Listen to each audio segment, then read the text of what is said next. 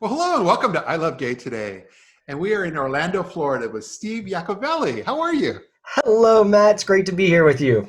Last time I was hanging out with you, we had a booth on opposite sides of each other. We did. We did. When we could be physically near each other in booths. And that was a great event, actually. It was not Yeah. just good. It was NGLCC and convention or conference in Yeah. Tampa. Yep. And we just, it was a whole different world back then. It was, and that actually was the first time I actually did a booth at NGLCC, and it was so much fun. It's Yeah. actually kind of cool because people come to you, you get to see everybody versus Yep. you running around trying to see everyone. It was really fun. But and what you were promoting at that time, because we'll talk about, because I would say you're twofold. I mean, you've got multiple touch points.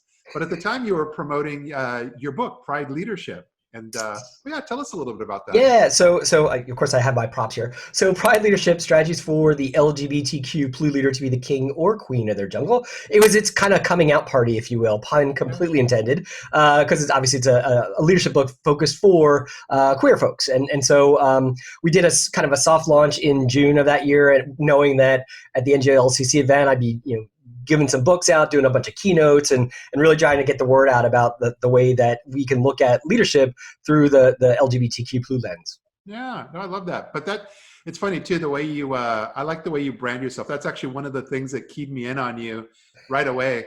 Because even though I don't put it out there, I've often, for better or for worse, I've always wanted to be known as the gay internet guy. And so, Right. so I would tell people, when I'm out doing presentations and doing the work, is that at the end of the day, I just want them to remember, gay internet and a few other things like, cutting edge but at the end of the day, just the gay internet guy. And you are Yep. the gay leadership dude. And I am, and it's trademarked now. I did copyright that stuff. it's so fun. It's important because people need to look at you and just know right away, because it's a confusing world and Yeah. there's a lot of messaging. And so I think they get it. I think they look at you and say, yeah, gay leadership dude. It's funny. I've had conversations very recently with folks who were trying to figure out, do I too gay or not too gay, and it was a really fascinating conversation. I thought, I would sooner have a client self-select and be like, oh, gay leadership, nah, good, we'll go over here, and Yeah. fine. Let me deal with folks who have like-minded values that I can help be more effective than those who I'm going to have to fight against their overt or unconscious bias before I can help them. Yeah. But that leads into what you kind of do more as a consultancy then, which is the big picture of leadership training and mixed with diversity. But Yep. how's that all going? It's going well. So TopDog Learning Group, the other logo behind me, that's kind of where everything started. I actually took it as a full-time gig in 2008, which was a fantastic time to start a business. Not so Yeah. much, Yeah. but really at TopDog we focus on leadership, diversity and inclusion, and change management consulting. So what does that mean? It's like doing face-to-face trainings when we could do those, or now virtual workshops, doing a lot of one-on-one executive coaching, doing keynotes and all that good stuff. So basically, TopDog and the Gay Leadership do kind of the same thing. It just depends on the target audience. But Yeah. what's cool is with everything happening now, it's really becoming one and the same. That I put all my proposals. It's TopDog Learning Group, signed by Dr. Steve Yacovelli, the Gay Leadership dude, and Yeah. it's just be kind of a nice way to help people understand that, oh, this white cisgendered gay dude is a minority-owned business, at least, and so there's that perspective of it too. Yeah, well, who you were talking about your, target clients and so forth, but who is this for? I mean, do you work with small business, corporate, or all points in between? Yeah, it's kind of all points in between. Primarily, though, a lot of the keynotes and things of that nature is for more of the bigger companies and larger not-for-profits, whether they be straight or queer. But been doing a lot more work with LGBTQ nonprofits. So, I'll name drop because I can with this channel. So, like doing some work with NGLCC, of course, with Out and Equal, with the Federation of the Gay Games, really helping their leadership be more effective. And then, some other things for some of the big Fortune 500, some big pharma and entertainment companies, and then do some B2C with selling the book, and we also have online training that goes with the book that's kind of getting some traction. So it's kind of a hybrid. It just depends on the solution that we're trying to share. Yeah. Have you had to do any adapting or changing due to the pandemic and all that this year?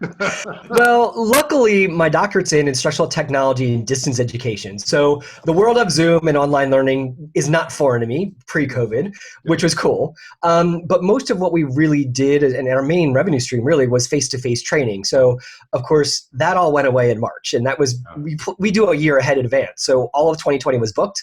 So that all went away like that. It's like, oh, crap, I have 4 consultants. I need to make them do stuff. So we were able to pivot, and the overused term of the year, but we were able to pivot to do a lot more things online. I already have a learning management system which kind of houses all of our training, and a lot of the keynotes I had booked, I was able to convince the client, look, I can do this virtually. I think it's fine. And so those kind of survived, but definitely a different world than we had anticipated for all of us, especially from the business perspective. It is. Well, I'm hoping I'll jump ahead a little bit in the grand scheme of when I do look forward to seeing you in the real world again, is that because I'm actually, we've been testing out taking this program on the road when we are able to go to conferences. Nice. So we're at, I cannot say that it would be at NGLCC. I'm going to ask them, but our goal at different conferences is to be able to kind of have a physical setup, and we'll have all of our equipment there, and have people that are there just go ahead and come on down, sit down, do a 5-10 minute interview. But it'll all be kind of based on what we would call it is the voices of IGLTA, voices of GLCC. And we think there's something there. We've been testing it out in LA, and tonight we're going to do our very second one, which is in LA. We were in the real world. We were physically there, and but tonight we're starting the Voices of Australia. They saw the LA and they said we want it. So it's with the focus on travel, and so we're starting this whole thing. Australia is maybe locked down, but they're saying, hey, don't forget about us. And so anyway, in that grand scheme of that long-winded thing, that's when I look forward to being able to see you again. I'd love to sit down next to you and do this. Socially distant, but next to me. Totally fine. Wide frame, we're good. I love it. So this will be great. And in the meantime, just thanks for being here with us. Well, thank you, and keep up the great work, Matt. As I said to you earlier, you've been like an awesome COVID creator, and it's been really refreshing to see how people like you have really taken the mantle and be like, you know what, this is an opportunity, not a default, and finding that glass half full. So kudos to you and your team. It's really fantastic, and I continue best success. Well, thank you so much. It's great to see you here. You too. Take care. So good.